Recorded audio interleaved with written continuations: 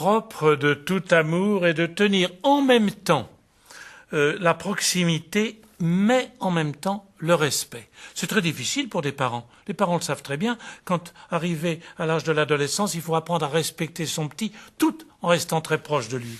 Nous l'avons rappelé déjà, la proximité du latin, tenir en même temps qu'il est possible d'être uni à Dieu, de tout son cœur, de toute son âme, de toute sa puissance, que Dieu est en moi-même, plus moi-même que moi, et puis garder cette distance respectueuse. On ne peut pas monter au-dessus de sa source, tenir en même temps l'assurance d'une présence et la gratuité de ce qui ne sera jamais dû, qui ne nous est pas dû, celle de l'amour. Tel est le mystère de chaque manifestation de Dieu. Comment ne pas privilégier la proximité sans porter atteinte au respect? Il y va d'une folie. Mais oui, d'une folie. C'est le mot qu'utilisent les prophètes que comme Saint Paul. Saint Paul parle de la folie. Et à certains moments, il met un petit F, à d'autres moments, il met un grand F, une majuscule. Il y va d'une folie. Entrons donc dans cette folie de l'amour de Dieu. Et j'intitulerai notre parabole « La nuée lumineuse ».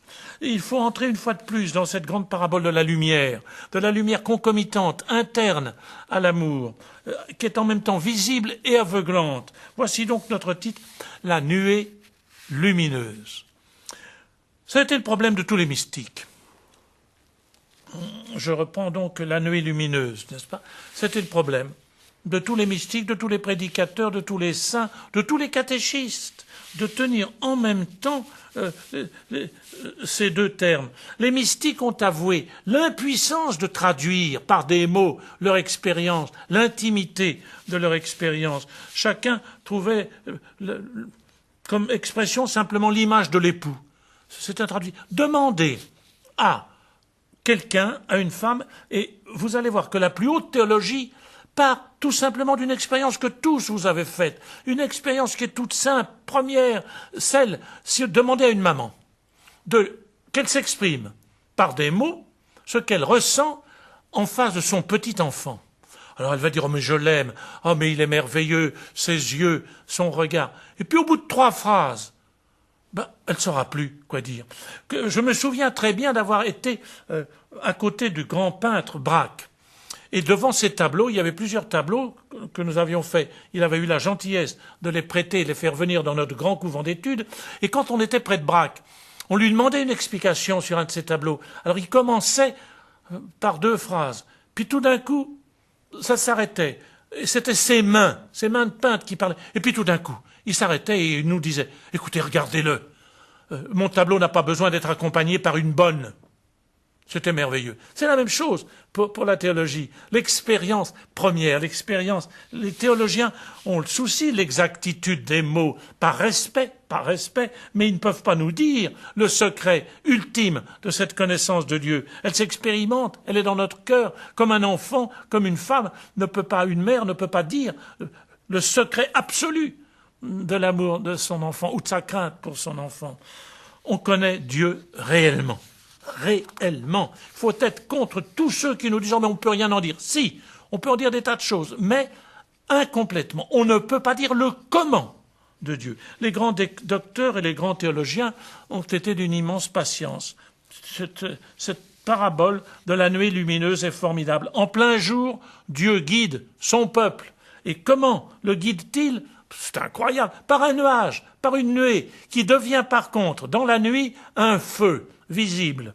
Alors c'est là le rôle de la nuit. Ce que va écrire le Pseudo-Denis, qui est un des grands théologiens du début du christianisme, des premiers siècles, la nuée divine, en cette lumière inaccessible, où il est dit que Dieu demeure. Il demeure dans la nuée.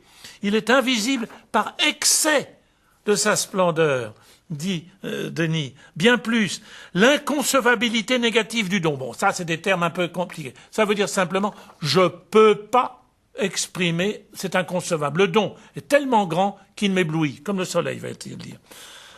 Seulement que l'homme est encore plus subjugué par cet inconcevable que Dieu veut être avec moi, pour moi et en moi. C'est maintenant, dans l'ordre théologique, la ténèbre lumineuse de la gloire divine, dit Denis. Elle n'est pas le reste, inaccessible, situé derrière l'apparition du Christ, mais elle est bien plutôt l'éclat jaillissant de cet amour. C'est un amour qui est tellement jaillissant que de ce fait, il nous aveugle.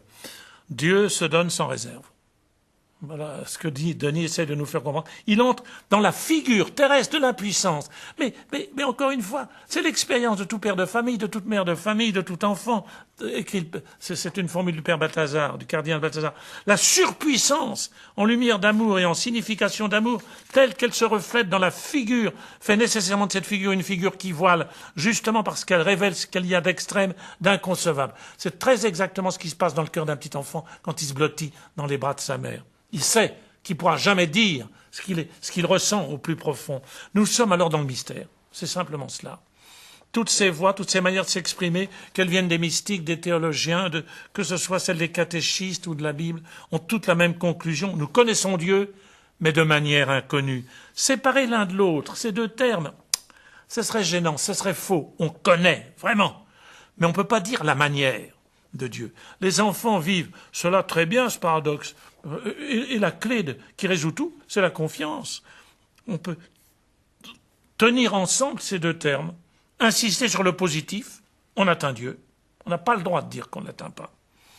Réellement, on partage sa vie. Et en même temps, insister sur le négatif, on ne connaît pas la manière, on ne peut pas expliciter la manière d'être de Dieu. Elle nous dépasse. D'ailleurs, toutes les paraboles de l'Évangile, c'est la conclusion d'être. Tenir seulement la présence, ce ne serait qu'une super créature. On ferait un super Rambo, un géant, un tout-puissant qui serait écrasant, enfin, un Zorro, Superman, etc. C'est pas ça, Dieu. C'est pourquoi le prince des théologiens, saint Thomas d'Aquin, va écrire cette chose que je vous lis, parce que c'est deux petites clés, cette page merveilleuse. Du fait que notre intelligence, écrit saint Thomas, ne saurait s'égaler à la substance divine, à Dieu, à la vie de Dieu, celle-ci demeure comme excédant notre connaissance, et donc ignorée de nous. Ainsi, la dernière, ça c'est admirable, ça m'a consolé, si vous saviez, depuis 50 ans, c'est une des clés les plus profondes de ma vie. La dernière démarche de notre connaissance de Dieu est de connaître ce que nous ne connaissons pas, en telle manière que nous reconnaissons que ce que Dieu excède tout ce que nous saisissons de lui. Et puis, voilà cet aveu d'humilité par lequel saint Thomas conclut, parvenu au terme de notre connaissance, nous connaissons Dieu comme inconnu. Nous passons la main à l'amour. Et saint Thomas ajoute, c'est le sommet de notre connaissance en cette vie. Nous sommes unis à Dieu comme à un inconnu. Cela vient de ce que nous connaissons de lui d'abord, ce qu'il n'est pas. Son essence nous demeure cachée. De là pour marquer l'ignorance de cette sublime connaissance, celle de l'enfant qui connaît sa mère mieux que tout autre, mieux qu'un médecin. De là pour marquer l'ignorance de cette sublime connaissance, il est dit de Moïse qu'il s'approche de l'obscurité en laquelle Dieu réside. Mais c'est l'obscurité du soleil qui est trop lumineux pour qu'on puisse se l'approprier. Quelle merveille! Quel aveu d'humilité! C'est le dernier mot de l'adoration. C'est toute la parabole de la lumière de l'amour secret qui guide toute notre vie.